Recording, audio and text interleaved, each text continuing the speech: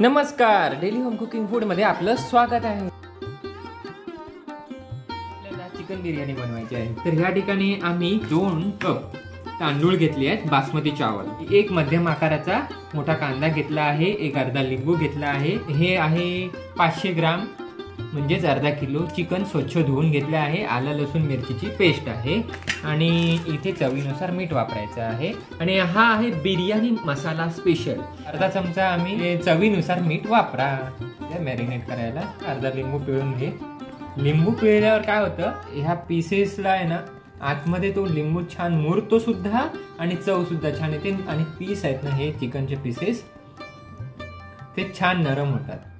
हे सुद्धा आहे ना रेडीमेड आलं लसूण मिरचीची पेस्ट आणलेली किंवा घरात आलं लसूण मिरचीची पेस्ट बनवा आणि मग अशा प्रकारे जरा मॅरिनेट करा।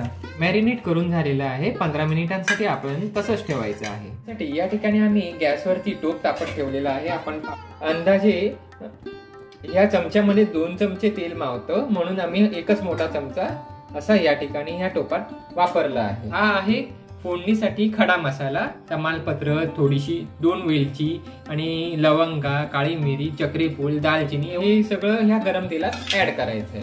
आणि बाजूला आम्ही एक मध्यम आकाराचा चिरलेला कांदा ठेवलेला आहे, हे आपल्याला ढवळायचं आहे। तर असं तेलामध्ये परतून घ्या। यामध्ये आपण कांदा ऍड करूया। कांदा चांगल्या प्रकारे लाल होईपर्यंत आपल्याला हा परतून घ्यायचा आहे आणि हा खडा मसाला पण त्याच्याबरोबर चांगल्या प्रकारे फ्लेवर देईल। आपण पाहू शकता कांदा चांगल्या प्रकारे ट्रान्सपरंट लालू तांबूस झालेला आहे। आपण यामध्ये मसाले ऍड करूया। अर्धा चमचा हळद, हा 1 चमचा लाल मिरची पावडर, 1 चमचा मालवणी मसाला, जर तिखट जास्त पाहिजे असेल तर अजून 1 चमचा मालवणी मसाला वापरला तरी चालेल आणि हा आहे बिर्याणी मसाला आणि ढवळून घ्या। मसाले चांगल्या प्रकारे आपल्याला या तेलामध्ये परतून घ्यायचे आहे। मॅरिनेट करून झालेलं चिकन जे 15 मिनिटं झालेली आहे आपण ह्या टोपामध्ये ऍड करूया। चला परतून घेऊया आपण या सर्व मसाल्यांमध्ये। साधी सोपी तर वाटाणे भात आपण बनवतो ना, पुलाव, वाटाणे भाताचा पुलाव बनवतो ना, तशाच पद्धतीचं आम्ही जर आहे बिर्याणी पुलाव बनवतोय। चला सर्व चिकनचे पीसेस टोपामध्ये चांगले असे वर खाली असे ढवळून घ्यायचे, परतून घ्यायचे। चिकन चांगल्या प्रकारे आम्ही परतून घेतलेलं आहे टोपामधलं। टोपावरती 10 मिनिटांसाठी झाकण ठेवूया। 10 मिनिटं झालेली आहेत, आम्ही हा झाकण उघडून पाहतो। झाकण उघडून पाहूया, बघूया चिकन शिजलं आहे, खूपच सुंदर। जरा परतून पण दाखवतो। वाव, आम्ही याच्यात पाणी टाकलं नव्हतं, पण चिकनला स्वतःच असं स्वतःहून पाणी जे सुटलेलं आहे ना त्यामध्ये शिजलं आहे। अजून 5 मिनिटं अजून शिजवायचं आहे। तांदूळ ऍड करणार ना बासमती चावल, त्याच्यानंतर ते अजून शिजणार। जे थोडस जर काय शिजायचं बाकी असेल ना चिकन, ते मग ते बासमती चावल शिजता ते सुद्धा शिजेल। हे चिकन तर ऑलमोस्ट शिजलेलं आहे। यामध्ये आपल्याला 4 कप गरम पाणी वापरायचं आहे। चला मी 4 कप गरम पाणी ओतून दाखवतो।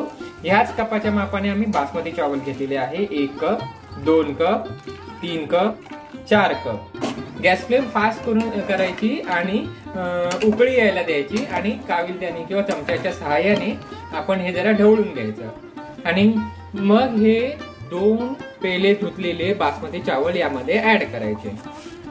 चला हे आम्ही बासमती चावल ऍड केले। चला आपण ढवळून घेऊया। ही साधी सोपी पद्धत आहे बघा। अशाच प्रकारे याला उकळी यायला पाहिजे आणि मग यामध्ये चवीनुसार मीठ टाकायचंय। मॅरिनेट करताना मीठ टाकलं होतं, पण हे बासमती चावलला मीठ लागण्याकरिता थोडस चवीनुसार मीठ ऍड करायचं आणि मग पुन्हा एकदा जरा ढवळून घ्यायचं। गरम पाणी टाकलंय ना यामध्ये, म्हणून ते आहे ना बासमती चावल सुद्धा लवकर शिजेल। आपण 10 मिनिटांसाठी झाकण ठेवूया। गॅस फ्लेम बारीक करा, स्लो करा। 10 मिनिटं झालेली आहेत, आपण झाकण वेगळं करून पाहूया, म्हणजे झाकण बाजूला करूया। वाव, आपण बनवलेली बिर्याणी टोपामध्ये तयार झालेली आहे। चला वरती कोथिंबीर शिवरून घेऊया, छान अशी कोथिंबीर। बिर्याणी बघा 10 मिनिटांमध्ये तयार होते की नाही। चला ही ढवळून घेऊया। नॉर्मली बिर्याणी जेव्हा आहेत ना बनवतात ना ढवळून घेत नाहीत, पण आपल्याला ही साधी सोपी बिर्याणी आहे ना, मग कोथिंबीर जरा फ्लेवर येण्यासाठी आपल्याला ही ढवळायची लागेल. आपली बिर्याणी तयार आहे.